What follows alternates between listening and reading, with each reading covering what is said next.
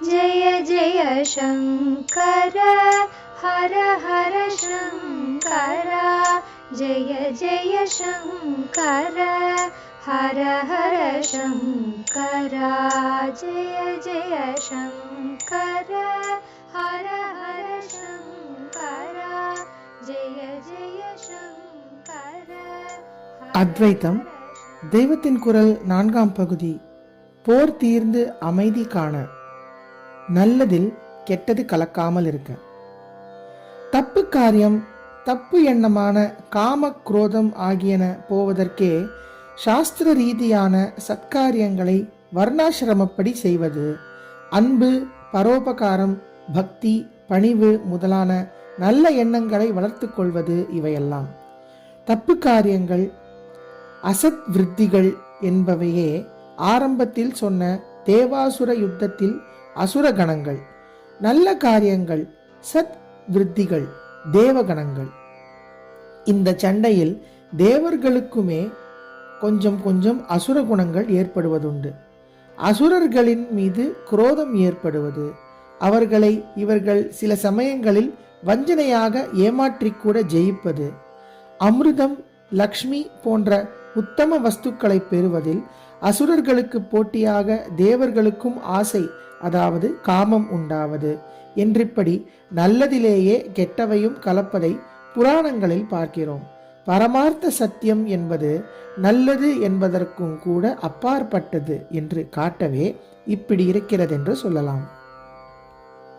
தேவர்களுக்கு ஏற்படும் அசுரத்தனங்களில் ரொம்பவும் துஷ்டத்தனமான ஒன்றை உபனிஷத்திலேயே சொல்லியிருக்கிறது.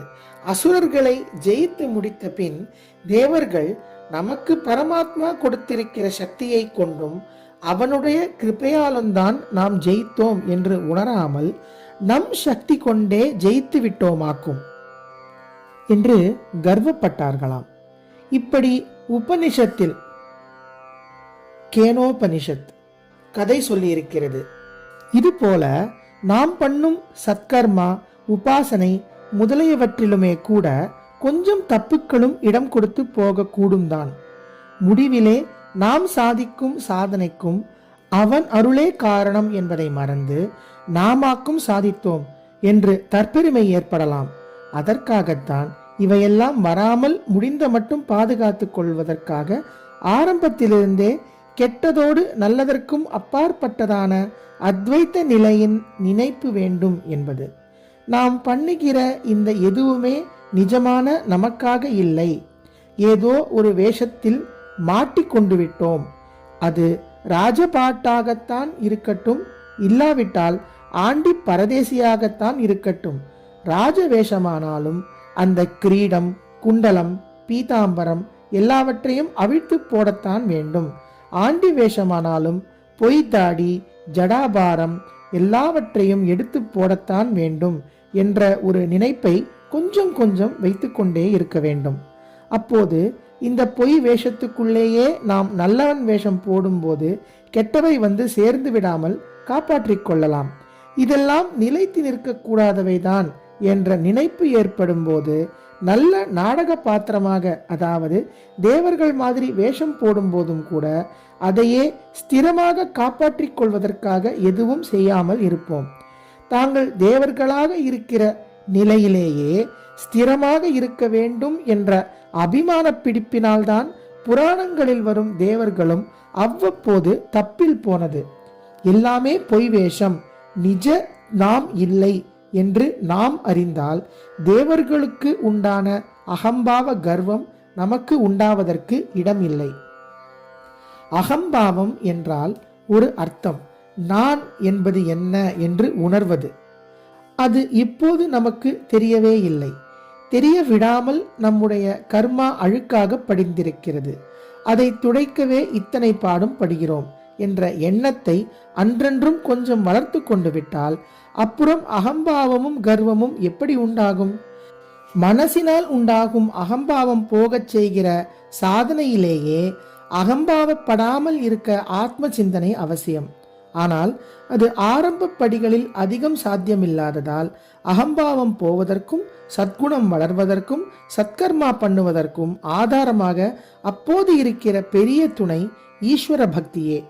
மனசை கண்டபடி அலைய விடாமல் ஜீவனுக்கு கர்ம மார்க்கமானது அநேக சத்காரியங்களை கொடுத்து சுத்தி பண்ணினாலும் அது அந்த மனஸ் அன்பிலே வளர்வதற்கு ஈஸ்வர பக்தி தான் ஆதாரமாக இருக்கிறது.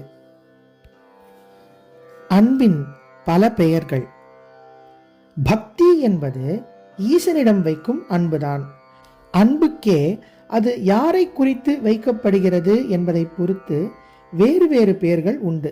சம வயசினரிடம் வைக்கும் அன்பு சிநேகிதம், நட்பு என்று பெயர். பெரியவர்களிடம் வைக்கிற அன்பு மரியாதை. குழந்தைகளிடம் வைக்கும் அன்பு வாத்சல்யம். கதாநாயகன் நாயகி அன்பு கொள்வது சிருங்காரம். நம் மாதிரி சாதாரணப்பட்டவர்கள் நம்மை விட தீனர்களிடமும் கஷ்டப்படுபவர்களிடமும் வைக்கும் அன்புக்கு பரிவு என்று பெயர். அதுவே நம்மை விட மகா பெரியவர்கள் நம்மிடம் வைக்கும்போது அருள், கிருபை என்றெல்லாம் பேர் எடுக்கிறது. வெறுமே பரிவாக ஒரு ஆறுதல் தருவதாக மட்டுமின்றி தீன நிலையை, கஷ்டஸ்திதியை போக்கடிக்கும் சக்தியே மகான்களின் அருளுக்கு இருக்கிறது. அதன் உச்சிதான் ஈஸ்வரன் நம்மிடம் வைக்கும் பரிவான அன்பு. பரம கருணை, அனுக்கிரகம் என்று அதற்கு பெயர் சொல்கிறோம். அந்த ஈஸ்வரனிடம் நாம் வைக்கிற உசந்த அன்புதான் பக்தி என்பது. பக்தி அன்பின் லட்சணம். அன்பு என்றால் என்ன? நம் மனஸ் இன்னொரு மனசில் அப்படியே கலந்து விடுவது. முடிவு நிலை என்ன? ஆத்மாவிலே மனஸ் கரைந்து விட வேண்டும். அப்படி ஆத்மாவிலே மனஸ் கரைவதற்கும் இன்னொரு மனசிலே அன்பாலே கலப்பதற்கும் என்ன சம்பந்தம்? கரைவதற்கும் முந்திய ஸ்டேஜ் கலப்பது. சர்க்கரையை முதலில் பாலில் போட்டு கலக்க வேண்டும், அப்புறம்தான் கரையும். இரண்டு வஸ்துக்கள் ஒன்றுக்கொன்று அந்நியமாக இருக்கும்போது இரண்டும் ஒன்றோடொன்று கலக்கின்றன. அப்புறம் ஒன்றிலே மற்றது கரைய ஆரம்பித்து முடிவாக கரைந்து முடிந்த பின் இரண்டு இல்லை, ஒன்றுதான் இருக்கிறது. இதை ஐக்கியம் ஆகிவிடுவது என்பார்கள். ஏகம் என்ற ஒன்றின் தன்மையை அடைவதே ஐக்கியம். பாலில் சர்க்கரையை கலக்கும் போது பாலும் சர்க்கரையும் வேறேயாகத்தான் இருக்கும். கலப்பு என்பது இருவேறு வஸ்துக்கள் உள்ள போதுதான் ஏற்பட முடியும். அது ஏகமாக அத்வைத்தமான கரைப்பில்தான் முடிந்தாக வேண்டும் என்றில்லை. துவைத்த கலப்பு அப்படியே நின்று விடலாம். அக்ஷதையையும் எள்ளையும் வாத்தியார் கலந்து வைக்கிறார். அவை ஒன்றில் இன்னொன்று கரைந்து ஐக்கியமாகி விடுவதில்லை. ஆத்மா வேறு ஒன்றின் கலப்பே இல்லாமல் ஸ்வச்சமாக ஏகமாக தன்னில் தானாக தனியாக இருப்பது என்று பார்த்தோம்.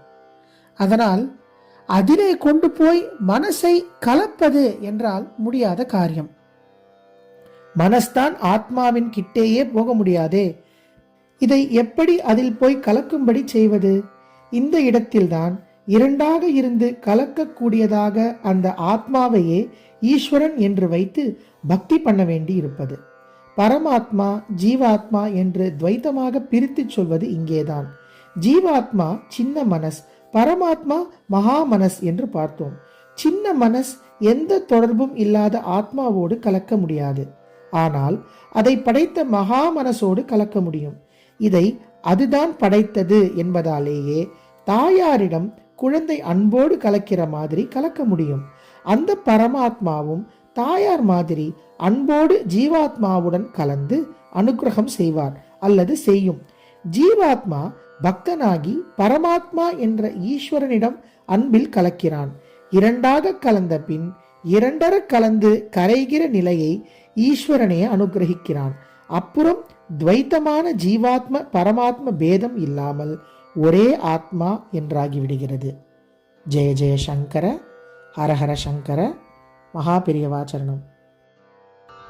जय जय शङ्कर हर हर शङ्कर जय जय शङ्कर हर हर शङ्कर जय जय शङ्कर.